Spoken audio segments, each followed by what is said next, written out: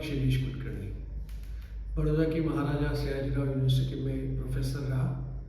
बाद में वल्लभ विद्यानगर की सरदार पटेल यूनिवर्सिटी में वाइस चांसलर रहा। आज फिर से समाचार जरा हटके इस विषय पर हम बात करेंगे। ठंड का मौसम है, इसलिए स्वाभाविक है सारी ठंड की बीमारियां भी करीब सब लोगों को आती है। कम से कम कफ आना, खांसी आना, सर्दी होना, ये तो बहुत कॉमन है। इसलिए ऐसी तकलीफों के लिए दवाई खरीदना वो तो स्वाभाविक बनता है। और रेस्पिरेटरी डिसीज, श्वास की तकलीफ वाला मामला हमेशा सर्दी के सीजन में होता है। थोड़ा बहुत हड्डियों के बारे में भी होता है, लेकिन श्वास के बारे में ज़्यादा तकलीफ होती है। इसलिए उस तकलीफ को मिटाने के लिए दवाइयाँ खरीदी जाती है। तो इस सीज़न में अगर हम गर्मी का सीज़न देखें तो जून 24 की ऐसी दवाइयाँ 989 करोड़ की दवाई खरीदी गई। सोचिए 989 crore in June when it was ending of the summer. लेकिन वही अगर हम नवंबर 2024 उसमें अगर ये दवाइयाँ कितने रुपए की खरीदी गई तो 1635 करोड़ रुपए, 1635 करोड़ ऑफ रुपीस की दवाइयाँ खरीदी गई, जो जून से लेकर नवंबर 24 तक 66% की बढ़ोतरी हुई है। यानी जून में इसकी कम तकलीफ होती है और सर्दी के सीजन में ये श्वास की तकलीफ भी होती है। जैसे अस्थमा है, तो अस्थमा के लिए जो दवाइयाँ खरीदी गई वो 967 करोड़ की खरीदी की गई इस नवंबर में, अक्टूबर नवंबर में भी अगर देखा जाए तो करीब 8% से बढ़ोतरी हुई है ये सर्दी की दवाओं को खरीदने के लिए। कफ और कोल्ड के लिए 430 करोड़ रुपए की दवाइयों को खरीदना पड़ा, ऐसी स्थिति है। आगे बढ़ते हैं। पब्लिक सेक्टर बैंक्स, हमें पता है पब्लिक सेक्टर बैंक्स में एनपीए, नॉन परफॉर्मिंग एसेट्स, यानी जो बैंकों ने लोन दिए हैं वो लोन वापिस नहीं आते हैं या देरी से वो उनके हफ्ते चुकाते हैं, इसकी वजह से वो एनपीए होते हैं। लेकिन यहाँ तो मैं एनपीए, नॉन परफॉर्मिंग एसेट की बात ही नहीं कर रहा हूँ, मैं तो यहाँ सीधी फ्रॉड्स की बात कर रहा हूँ। यानी दो प्रकार के फ्रॉड होते हैं पब्लिक सेक्टर बैंक्स में। एक होता है लोन वाले फ्रॉड और दूसरे होते हैं नॉन लोन फ्रॉड। यानी लोन की वजह से नहीं, बिना लोन के भी बैंकों के साथ फ्रॉड होते हैं। तो ऐसे जो फ्रॉड्स है वो लोन के बारे में अगर हम पहले बात करें, साल 2020 से लेकर साल 2024 तक, यानी सितंबर 24 तक और अप्रैल 20 से, इस समय के दरमियान जो लोन फ्रॉड हुए हैं वो क्यों होते हैं? नॉर्मली गलत इंफॉर्मेशन बैंक्स को दी जाती है, जैसे संपत्ति कितनी है, पगार कितना है, यानी टैक्स वगैरह आप कितना देते हैं। इस प्रकार के कई गलत इंफॉर्मेशन की वजह से लोन दी जाती है और बाद में पता चलता है कि ये तो कुछ है नहीं, मकान इनके नाम पर नहीं, वगैरह वगैरह। तो इनके जो फ्रॉड है, लोन वाले फ्रॉड, वो है 10,928 संख्या। इतने फ्रॉड 2020 से 2024 के दरमियान ये हमें फ्रॉड मिले हैं 10,928। लेकिन उसकी कीमत कितनी है? वो बहुत ज़्यादा है, 1.7 ट्रिलियन, यानी 1.7 लाख करोड़ रुपए के ये फ्रॉड हुए, घोटाले हुए, धोखाबाजी हुई है। लेकिन वैसे नॉन फ्रॉड भी है, तो नॉन फ्रॉड में वैसे संख्या ज़्यादा है लेकिन वैल्यू जो है वो कम है। जैसे नॉन फ्रॉड जो हुए हैं वो 98,500 इतने फ्रॉड हुए, लेकिन उसकी वैल्यू जो है वो 30,000 करोड़ तक की है। लेकिन सोचिए इस फ्रॉड में बैंक के कर्मचारियों की वजह से, वो जानबूझकर की हो या गलती से की हो, उसके भी फ्रॉड होते हैं गांव बैंक कर्मचारियों के, तो उनकी भी संख्या ही है 5,985। यानी इतनी सारी बैंक कर्मचारियों के, नहीं सॉरी, 1810 फ्रॉड हुए बैंक कर्मचारियों की वजह से, और उसकी वैल्यू जो है वो 1820 करोड़ ऑफ रुपीज इसका हुआ है।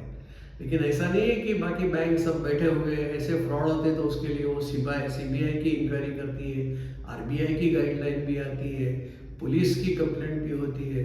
तो ऐसा नहीं है कि इसके सामने पब्लिक सेक्टर बैंक कुछ भी नहीं करती, लेकिन यस, इसको कहा जा सकता है कि भाई बैंकों की गलतियां तो है। आगे बढ़ते हैं। शायद स्विट्जरलैंड हमारे लिए डबल टैक्सेशन ट्रीटी अवॉइडेंस, यानी डबल टैक्स ना हो, मतलब स्विट्जरलैंड में भी उसी ट्रांजैक्शन पर टैक्स लगे और उसी ट्रांजैक्शन में भारत में भी टैक्स लगे, इसलिए एक तरफ से उसे एग्जाम किया जाए, ये डबल टैक्सेशन को अवॉइड किया जाए। तो वह जो ट्रीटी हमारी स्विट्जरलैंड के साथ थी वो अभी सस्पेंड हुई है। कुछ नेस्ले का कुछ केस चल रहा था, उसकी वजह से उसे सस्पेंशन स्विट्जरलैंड ने किया है, यानी अभी डिविडेंड वगैरह जो मिलेगा उसमें भी फिर तकलीफ होने वाली है। आगे बढ़ते, विश्व में बिलियनियर की संख्या अब्जोपति, मैं जो बिलियन कर रहा हूं वो बिलियन डॉलर की बात करता हूं। वह एक रिपोर्ट स्विट्जरलैंड की यूनियन बैंक ने, जो हम कहेंगे बिलियनर एम्बिशंस रिपोर्ट 2024 का आया है। फिर से कहता हूं, स्विट्जरलैंड की यूनियन बैंक ने बिलियनर एम्बिशंस रिपोर्ट 2024 का जो आया है उसके आधार पर कह रहा हूं।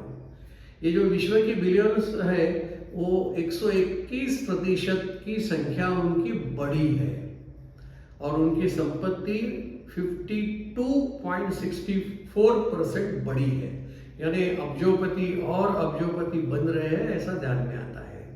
लेकिन हम स्विट्जरलैंड के या विश्व की बात करें उसमें भारत भी आता है ना, तो भारत के जो बिलियनर है उनकी संख्या 123% बढ़ी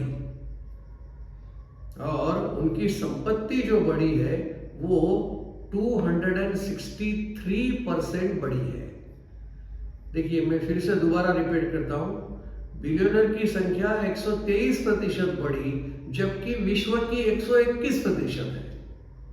संपत्ति विश्व में 52% बढ़ी बिलियनर की, लेकिन भारत में जो है 263% बढ़ी है, यानी विश्व से भी ज्यादा स्पीड में भारत के बिलियनर संपत्ति कमा रहे हैं, वो ध्यान में आता है। हमारे यहाँ जो बिलियनर 185 है और उनके पास संपत्ति है 905 बिलियन। तो क्यों ना हम कंपेयर करें बाकी सारे देशों की। तो जैसे यूनाइटेड स्टेट्स है अमेरिका, उसकी बिलियनर की संख्या है 835 और उनकी संपत्ति है 5,840 बिलियन डॉलर। चीन, वो भी करीब 427 बिलियनर है उनके और 1440 बिलियन डॉलर है।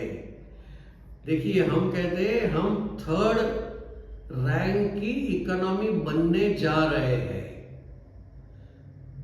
हमारे प्राइम मिनिस्टर ने कहा है कि भाई हम कुछ समय में 2027 की बात की जा रही है कि भाई हमारी थर्ड इकोनॉमी वर्ल्ड में बन जाएगी।